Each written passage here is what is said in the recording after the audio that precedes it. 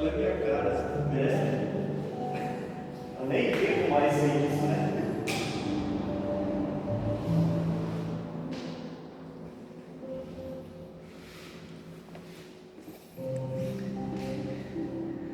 Com sentimento de gratidão e acolhido pelas vibrações amorosas e pacificadoras desta casa, que nos coloca numa condição receptiva de serenidade, de abertura mental, para canalizar as forças superiores, elevemos o nosso pensamento, rogando a proteção e o amparo de Jesus, Ele que é mestre, o Rabboni, o mestre dos mestres, o governador planetário, aquele que dirige os destinos da Terra com a sua equipe celestial, mas sobretudo o amigo das nossas vidas, o companheiro de todas as horas, aquele que nos ama muito, a quem Deus confiou como o anjo dos anjos,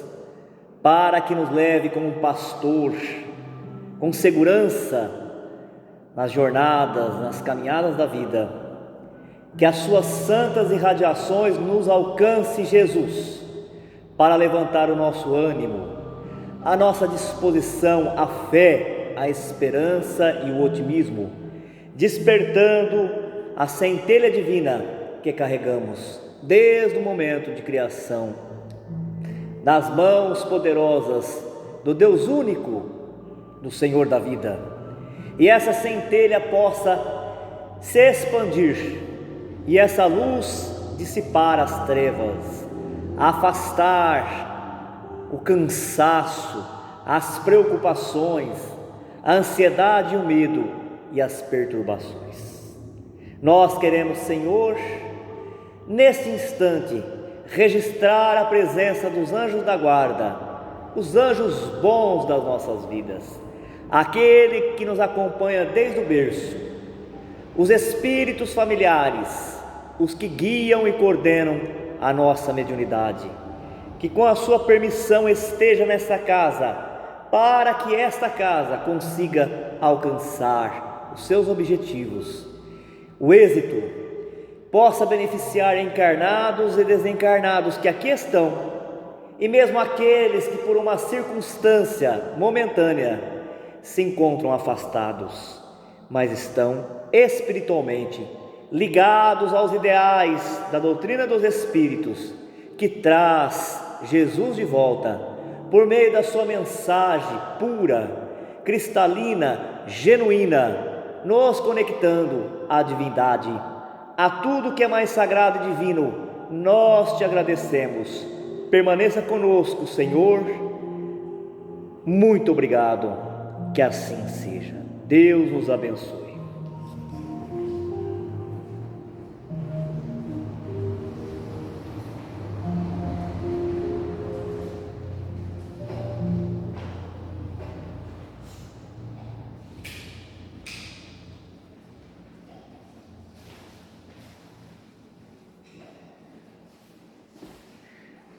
Boa noite a todos.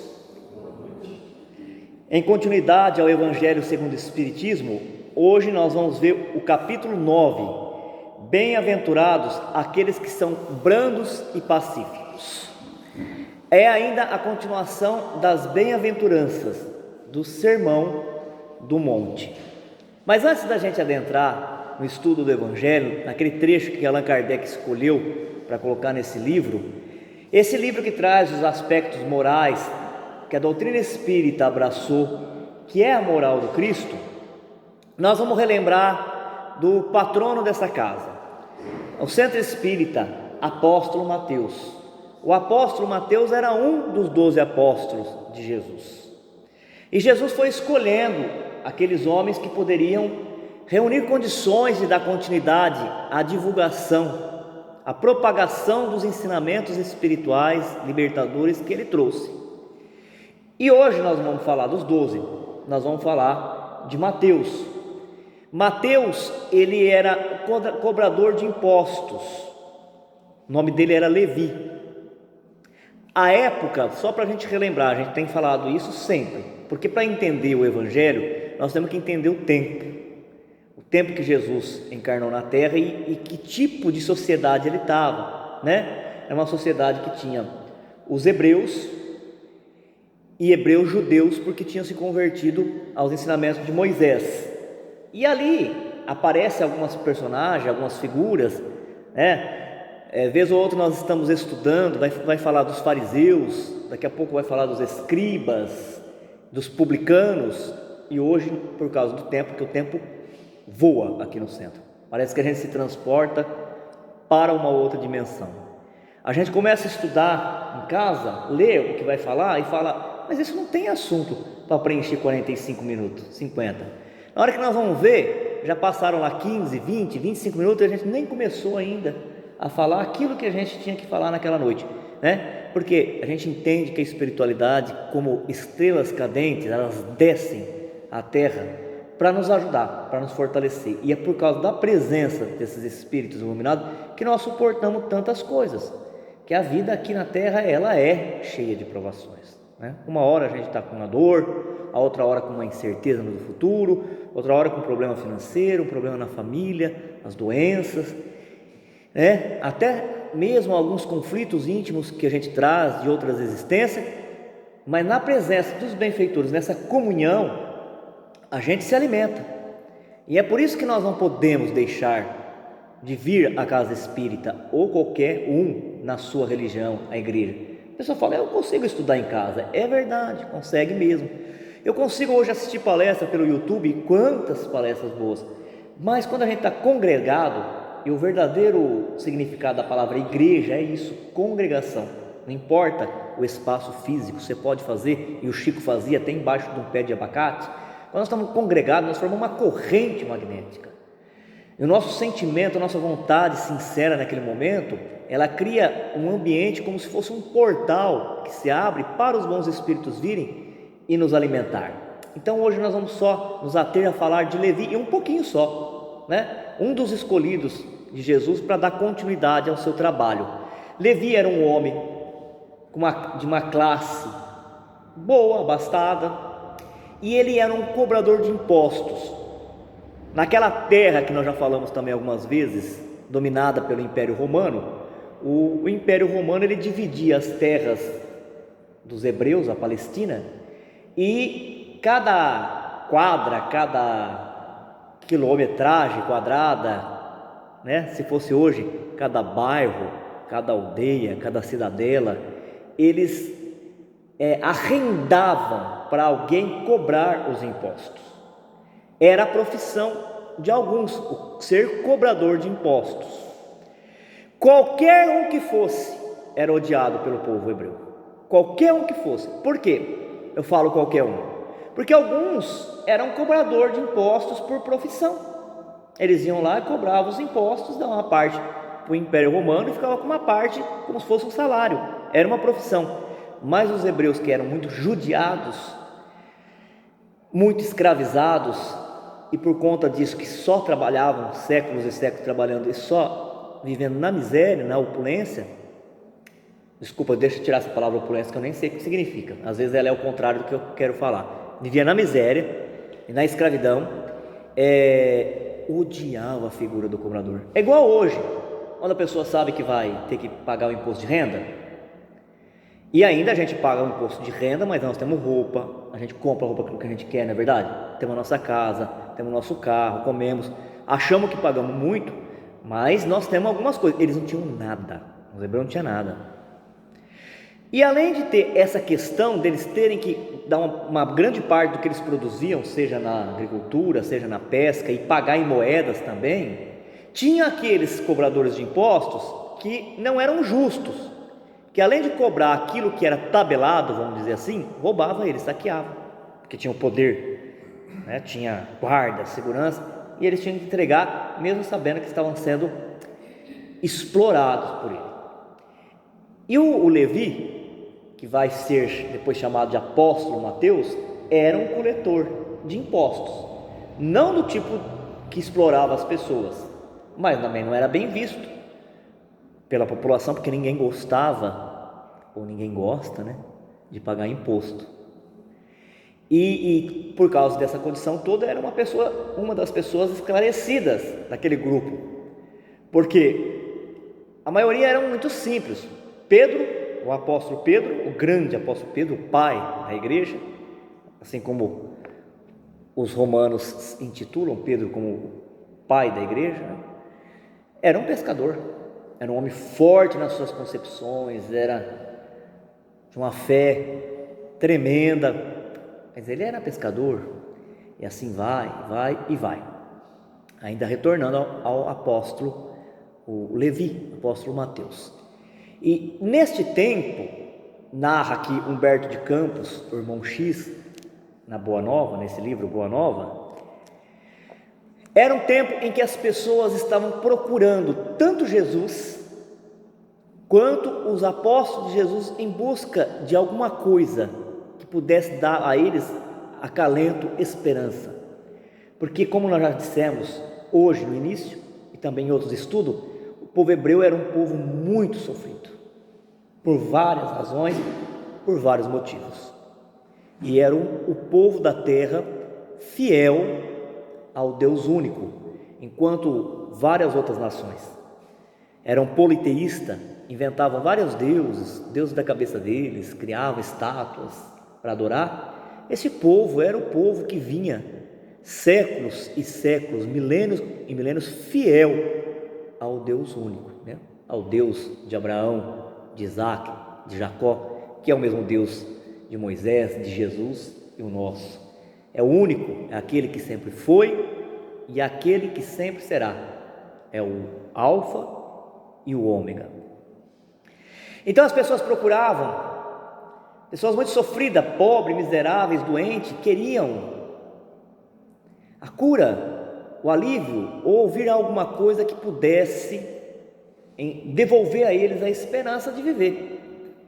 E assim como eles procuravam Jesus, procuravam os discípulos. Então, nessa passagem narrada por Humberto de Campos, um grupo de pessoas vai procurar Levi, que é o apóstolo Mateus, o mesmo, e para que ele fale alguma coisa, porque ele convive com Jesus, para que ele fale alguma coisa. Hoje, de vez em quando a gente encontra uma pessoa de mais idade que conviveu com o Chico, que teve a oportunidade de trabalhar com o Chico no mediúnico, ou que teve a oportunidade de ser hospedado na casa dele como amigo e ficar ouvindo os bate-papos, as experiências que ele teve, as vidências, as revelações, como é que ele recebeu os livros. A gente encontra uma pessoa dessa, a gente quer saber, a gente fica horas ouvindo as histórias. E a mesma coisa as pessoas queriam saber daqueles que conviviam com Jesus, o que ele tinha para trazer, que boa nova é essa, que notícia nova. Queria ter restabelecido a razão de viver, a crença de que valia a pena ser honesto, ser fiel a Deus, continuar as suas batalhas, as suas lutas, as suas provas. E Levi falava do reino de Deus. Só que Levi, vamos pontuar, que ele era um homem. Depois, pelo trabalho deles, eles foram santificados na terra. Os outros homens da terra que nomearam ele santo.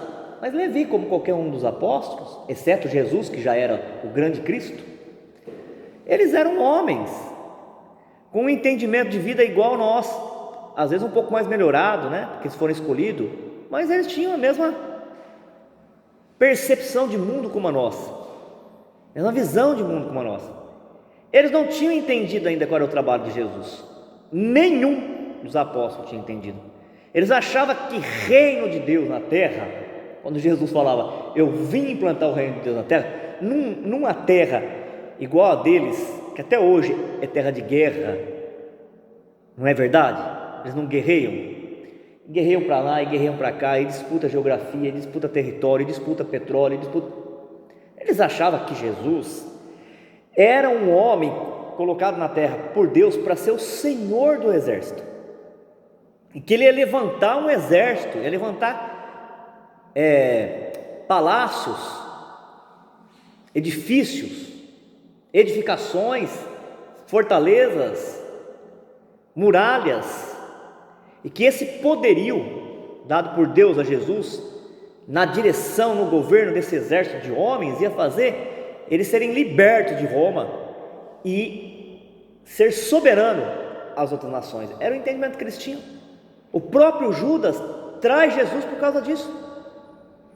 Ele se arrepende lá na frente, ele se suicida, ele entrega Jesus por 30 moedas, porque ele achava que Jesus tinha um poder de guerra, e que Jesus, na hora certa, ia mostrar o seu poder, ia se libertar da crucificação. Quando ele percebe que Jesus olha profundamente para ele, para os outros apóstolos, e fala: meus filhos, entenda bem, o reino de Deus na terra é o reino da justiça divina, das leis de amor, dentro do coração de cada homem que vive na terra. Não é os reinos da terra, não é o poder que o mundo tem. E quando Judas percebe isso, ele amava Jesus, angustiado e arrependido, ele se suicida. E nós que não íamos falar dos apóstolos, já falamos de 3. Nós só íamos falar de Mateus, né? Nós falamos de Pedro, de Judas e de Levi. Voltando para Levi, aquela pequena multidão, antes da multidão aumentar, porque Jesus ia estar por ali, se aproximou de Levi e queria saber mais dessa história de reino de Deus. E aí Levi falava também empolgado, sabe? Empolgado, aquilo que ele estava ouvindo Jesus falar, só que achando que o reino era o reino do poder, o reino tomado pela força, tomado por exércitos, né? E aí chegaram algumas pessoas empolgadas, porque quando a gente ouve o evangelho mesmo, a gente pega, assimila, quando o palestrante está falando de Jesus, e a gente entende aquilo com a alma, traz uma alegria na gente, né? Uma força, parece que a gente vai sair lá, e vai fazer, e vai acontecer. Daqui a pouquinho a pilha da gente vai acabando de novo, acabando. Naquele momento a gente fica poderoso. E chegaram algumas pessoas e falaram: Levi, eu quero, me apresenta Jesus, eu quero ser voluntário nessa causa, eu quero ser voluntário, eu quero participar disso. É um acontecimento, é uma coisa libertária, vai libertar o nosso povo, vai trazer prosperidade para todos nós, é um raio de esperança. E aí Levi, com desdém, porque era um homem de classe média alta, se a gente pudesse falar isso, né? Olhou para 3 conhecidos dele e falou assim para um: sim, Jesus é o enviado de Deus para implantar o reino de Deus na terra, mas o que vocês vão poder colaborar? Olhou para um e falou: você é aleijado, em que você vai poder colaborar? Olhou para o outro e falou assim: você foi abandonado pela própria família, desprezado, cheio de acusações, em que você vai poder colaborar? E o outro: o que você tem para dar? E cheio de razão, né, com o peito estufado, seguiu. À noite Jesus entrou na casa de Levi, ele estava vindo para a casa de Levi, e depois de ter se acomodado, o próprio Levi acha que aquilo lá é tão importante, né, que ele fez uma grande coisa, e ele fala assim: olha Jesus, olha mestre, ainda hoje eu estava conversando com um pessoal, amigo meu, você imagina, um pessoal, eu sei que todo mundo tem alguma coisa para colaborar, né, mas essa questão do reino de Deus na terra, essa transformação, não é para qualquer um, é para pessoas que estão preparadas, fortes. Imagine, que tem condições até financeiras para bancar, né, para patrocinar, porque se você vai comprar arma, você tem que ter dinheiro, não é verdade? Você vai comprar montaria, você tem que ter dinheiro. Se você vai se deslocar de um lugar para o outro, uma estratégia de guerra, você tem que ter mantimento, você tem que ter comida, você tem que ter acampamentos. Então imagina se aquele, eu falei: você vai poder ajudar em quê? Aí Jesus olha nos olhos de Levi e mansamente fala: Levi, o que você está pensando? Qual é a sua compreensão? Qual é o seu entendimento da minha mensagem que você está construindo? Os poderosos da terra, eles não precisam da minha mensagem. Os vitoriosos da terra não vão poder contribuir. com a implantação do reino de Deus, não agora. Você imagina pessoas que têm tudo, que pode tudo, elas iam ouvir os ensinamentos nas estradas, como prego, na praia, num barquinho, eles iam se acalmar o seu espírito para ouvir falar de humildade, de amor, de doçura, de afabilidade. Eles estão cheios de pompas. Você imagina então um exército, e vem lá um rei vitorioso, porque ele venceu uma outra nação, cheio de condecorações, de troféus, de láureas. Ele ia chegar em mim e ele ia querer ouvir o quê? Neste momento, é dos fracassados do mundo que nós precisamos, porque o coração de quem sofre, de quem errou e está arrependido, de quem é caluniado, difamado, de quem está muito doente, é um solo adubado para receber ensinamento espiritual, acolher esse ensinamento, se agarrar a ele, porque para ele vai ser tudo. Para quem está na abundância, não é verdade? Quando a gente é jovem, muito jovem, é raro os jovens que procuram a religião. Quando a gente é muito jovem, que a gente está nas festanças da vida, a gente pensa em Deus e na religião. A gente vê a dificuldade, é raro, tem uns que já são espiritualizados, desde o começo eles vêm, mas é muito raro, tanto é que nós temos uma lacuna na evangelização infantil. E não é só no centro de Uchoa, e não é só na regional de São José do Rio Preto. Se você conversar em todo o país, você tem ali a criança, ela está fazendo a evangelização, porque ela gosta da fase de histórias, de contação de histórias, e as aulinhas, do evangelho, elas são preparadas numa linguagem infantil, e ainda é a fase que a criança adora a tia, a pro, e está ainda sendo embalado pelo pai, pela mãe conduzido. Quando ele chega ali com 12, 13, 14, cada vez mais precoce, ele desaparece. Lá atrás, 50 anos atrás, eles conseguiam fazer a pré-mocidade, a mocidade, porque era um outro tempo, era uma oportunidade para a pessoa viajar, passear, porque não tinha condições de viajar. Era mocidade e nós vamos acampar na outra cidade. Aí todo mundo ia, tinha atrativos, mesmo na igreja,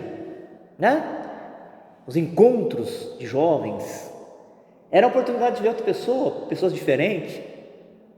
Outro dia eu perguntei para uma pessoa que já está com uma certa idade por que ela participava do jogo de vôlei da época, porque eu vi umas fotos antigas e falou, era a única oportunidade da gente sair de Uchoa. Mas você gostava? Não gostava muito não, mas a gente ia de ônibus, a gente viajava, a gente encontrava, a gente namorava, paquerava, pessoas de outra cidade. Então tá bom. Agora, eu estou comparando a juventude com as pessoas poderosas que foram citadas por Levi. Quando a gente é jovem, a gente se sente poderoso, cheio de energia. Que doença não me pega? Que vou sofrer acidente, o que? A gente descia de bicicleta, sem as mãos, olha que coisa. Mas não faço isso nem com as duas agora. E a gente achava que estava voando. A minha bicicleta era um ônibus. Na minha imaginação, eu dirigia a bicicleta achando que era um ônibus, sabe? Aquela coisa toda. Nessa fase, quanto que a gente busca Deus? Nada, porque a gente cai da mangueira e não se quebra. A gente é poderoso, a gente se acha poderoso. E é o que ele está falando. Estou fazendo uma comparação de uma coisa besta, rotineira, para a gente entender a época. Jesus estava falando isso, uma pessoa poderosa, com muito dinheiro, com muito prestígio, com muita fama, muito aplaudido, dificilmente, naquele momento, emocionalmente e espiritualmente, ela estará preparada para receber, para assimilar o conhecimento espiritual. A gente vai com o tempo se preparando, mudando. A gente vai desconstruindo algumas fantasias, algumas ilusões. Você percebe a pessoa quando ela vai ficando com mais idade? Às vezes ela fica velhinha. Como que elas ficam serenas, calmas. Não tem mais aquela agitação do mundo. A gente fala, o que eu vou fazer em casa? Essa pandemia, eu não posso sair, não posso ir para lugar nenhum. As pessoas de idade estão lá, tranquilas. Elas nunca saem. Elas nunca saem mesmo. Rara exceção que tem alguma pessoa com mais idade, que tem aquela vitalidade. Para elas, está ótimo, porque pelo menos a família agora fica junto, né? E faz companhia. Mas nós não. Essa cidade não tem nada, aquela agitação, né? Está num lugar, quer estar no outro, não tem sossego para ouvir. E espíritos, viu, gente? Nós já tivemos oportunidades várias vezes, não foi uma vez só, não. Alguns espíritos entram, sentam, ouvem os ensinamentos, e os videntes, os clarividentes e clareaudientes falam para nós, eles participaram, eles conversaram entre eles sobre o assunto. Alguns falaram, que legal, mas eu não entendi essa parte. Alguns queriam até fazer pergunta, porque não sabem que desencarnaram. Mas alguns espíritos que já tiveram a oportunidade de se comunicar, e não é raro, eles falam, o que é isso aqui?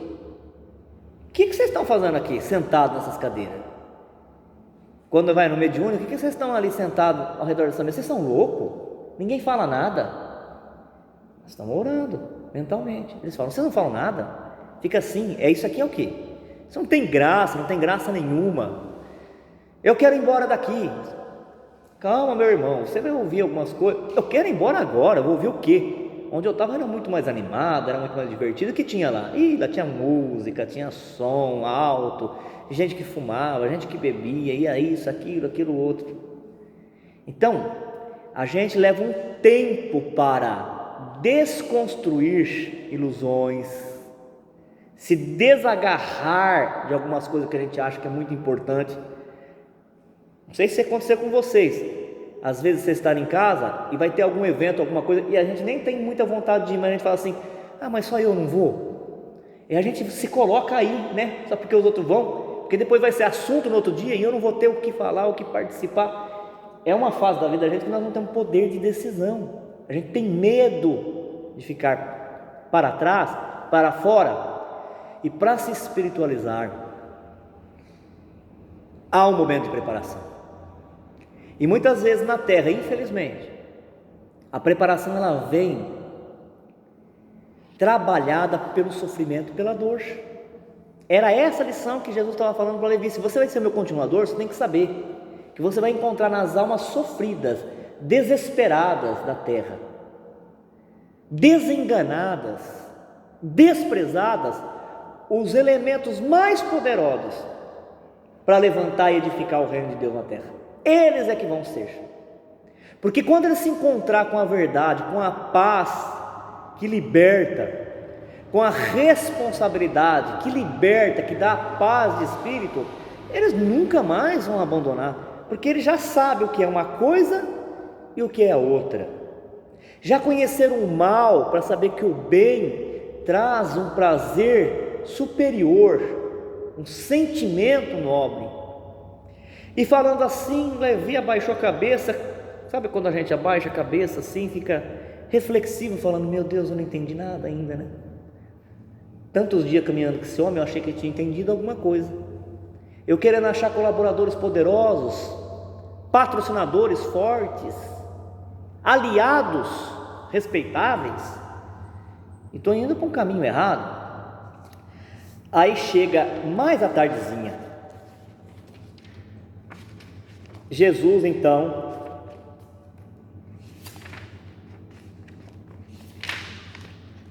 ao crepúsculo, num deslumbramento de ouro e brisas cariciosas ao longo de toda a encosta, acotovelava-se a turba imensa. Muitas centenas de criaturas se aglomeravam ali, e a fim de ouvirem a palavra do Senhor, dentro da paisagem que se aureolava dos brilhos singulares de todo o horizonte pincelado de luz, eram velhinhos trêmulos, lavradores simples e generosos, mulheres do povo agarradas aos filhinhos. Entre os mais fortes e sadios, viam-se cegos e crianças doentes, homens maltrapilhos, exibindo as verminas que lhe corroíam as mãos e os pés. Todos se comprimiam ofegantes.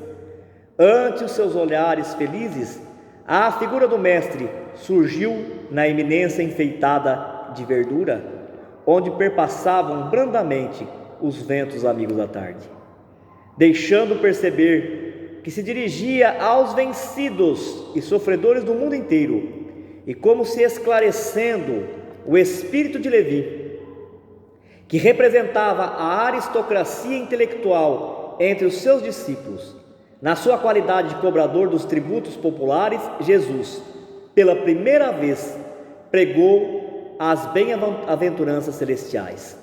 Sua voz caía como bálsamo eterno sobre os corações desditosos. Bem-aventurados os pobres e os aflitos.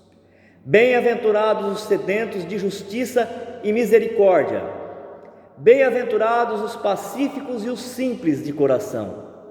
Por muito tempo falou do reino de Deus, onde o amor edificaria maravilhas perenes e sublimadas. Suas promessas pareciam dirigidas ao incomensurável futuro humano. Do alto do monte soprava um vento leve em deliciosas vagas de perfume. As brisas da Galileia se haviam impregnado de virtude poderosa e indestrutível daquelas palavras e, obedecendo a uma determinação superior, ia espalhar-se entre todos os aflitos da terra. Quando Jesus terminou a sua alocução, algumas estrelas já brilhavam no firmamento como radiosas bênçãos divinas. Muitas mães sofredoras e oprimidas, com suave fulgor nos olhos, lhe trouxeram os filhinhos para que ele os abençoasse. Anciões de frontes nevadas, anciães de frontes nevadas pelos invernos da vida, lhe beijavam as mãos. Cegos e leprosos rodeavam-no com semblante sorridente e diziam: bendito seja o Filho de Deus. Jesus acolhia-os satisfeito, enviando a todos um sorriso de sua afeição. Levi sentiu que naquele crepúsculo inolvidável uma emoção diferente lhe dominava a alma. Havia compreendido os que abandonam as ilusões do mundo para se elevarem a Deus, observando as filas dos humildes populares que se retiravam, tomados de imenso conforto. O discípulo que lhe retiravam, tomados de imenso conforto, o discípulo percebeu que os pobres amigos que o visitaram à tarde desciam do monte abraçados, com uma expressão de grande ventura, como se os animasse um júbilo sem limite. O coletor de Cafarnaum aproximou-se e o saudou, transbordante de alegria, compreendendo que o ensino do Mestre em toda a sua luz abrangia o porvir infinito do mundo. Grande esperança e indefinível paz lhe haviam penetrado o âmago do ser. No dia imediato, o ex-publicano abriu